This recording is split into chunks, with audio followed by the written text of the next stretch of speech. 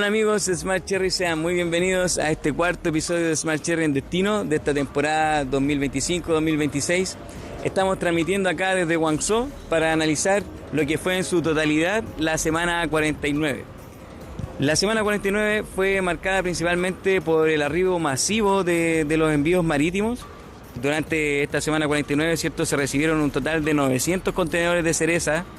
El año anterior, en la misma semana, solamente había llegado un contenedor, lo que, digamos, deja en claro, ¿cierto?, lo adelantada que va la temporada este año. En cuanto, digamos, a la totalidad de esos 900 contenedores, un 74% de ese volumen corresponde a la variedad santina y el resto del volumen, ¿cierto?, corresponde a otras variedades como Royal Dawn, Black Rock, Sweet Ariana, entre otras. En general, durante esta semana 49, la calidad y la condición de la fruta se ha visto buena, con variaciones de precios muy bajas entre una etiqueta y otra. Digamos, el precio promedio de venta por kilo durante esta semana ha sido de 90 yuanes, más bajo, ¿cierto?, de lo que fue la semana 48, que tenía 113 yuanes como precio promedio de venta por kilo. Pero esta baja en los precios se debe netamente al volumen, ¿ya?, porque la calidad y la condición de la fruta, como les digo, ha sido bastante buena. Digamos, ahora, para ir con más análisis, ¿cierto?, de lo que fue en detalle esta semana 49, vamos adelante con una entrevista que tenemos preparada con David Wang de la importadora Super Harvest. Hi David, thank you for being here in this interview. My pleasure. Thank you again, David. So David, we will start with the first question for this interview. Yeah. So compare with the last season. How have you seen the quality and condition of the fruit that has already arrived? This season for the air cherries, it's almost 10 days earlier than the last season. And for the ocean cherries, and it at least 7 days earlier than the last season if compare. Okay, so I can see this season the quality performance is better and stable than the last season for the Santina and the Royal Dawn. And this season for the ocean cherries, between the December 1st to December 7th this week, there were around 900 containers arrived in China market already. Mm-hmm. And so far we can see the market reaction is good for these cherries. Mm-hmm. Yeah. And last season, the first arriving for the ocean cherries is only start from the December 8th. So this season is, it's almost at least 1 week ahead. Okay, David, and given this situation of this season, that we have the harvest in Chile, that it's going like 10 days ahead than what it was before, that we already have 900 containers that have already arrived to the Chinese market, yes, comparing with the previous season that have only 1 container arrived at this point. How do you think the Chinese market can handle the peak of the volume that will arrive way before Chinese New Year, that this season is especially late, so it is February 17. How do you think the Chinese market can handle the peak volume of this season?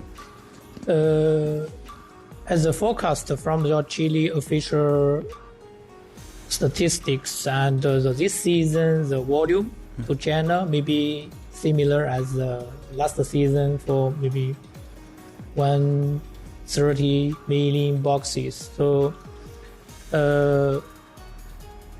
but it has the advantage for our sales. We have because Chinese New Year is February 17, yes, and our sales window will be wider. We will have more days, more time to sell the cherries before the Chinese New Year, for the Chinese New Year market. And I believe as long as the quality is good and stable enough, and I believe the prime time for the cherry sales will be between the January 20 to the February 10th. almost 3 weeks. These 3 weeks is a peak season, the peak time for the peak volume for the sales. So we very confident to sell the chili cherries in this period. But even somebody will also ask the question about what about the market after Chinese New Year. So this stage for the chili cherries, the variety is the Regina, Staccato, and Sweetheart. And I believe this season somebody will keep the fruit in the cold storage and release them after Chinese New Year to sell. And I believe these varieties, the Staccato, even some Regina, can bring the better return for the chili growers this season, as long as the quality is consistent and good enough. Understood. Okay, David, and the last question. What do you think are the key factors that make a cherry brand, more popular in China, more successful? Quality. Yeah. I always talk to my chili friends, some growers. First, you don't focus on the volume. Yeah. Don't just pursue the hair, the pack out, the ratio for the volumes. Sometimes it's worse. You can just lower a little, maybe 1%, 2% for the pack out, the volumes. But that can help build the better level, or the higher level for the quality standard.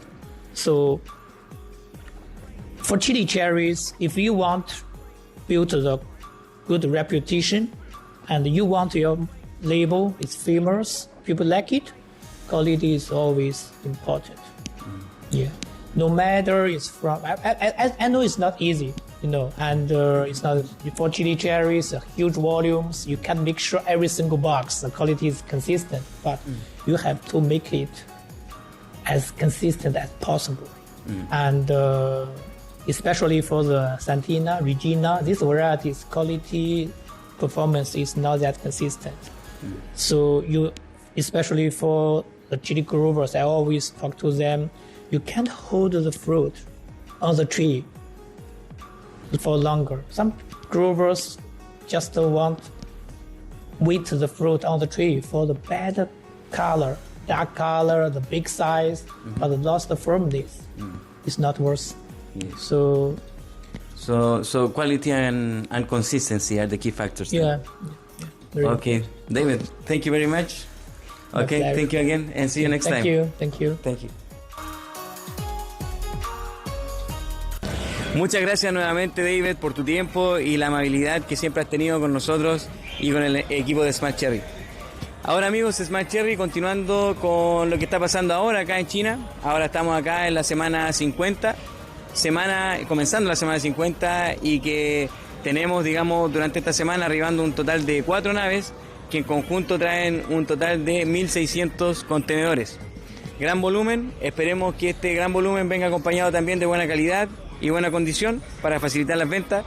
Como bien lo decía David en la entrevista, la clave para que una etiqueta sea, exitosa acá en el mercado chino, debe venir acompañada siempre de buena calidad, ¿cierto? Considerando calidad y condición, y que también sea consistente. Eso ha sido todo por hoy, amigos de Smart Cherry, y nos vemos en el próximo episodio de Smart Cherry en Destino.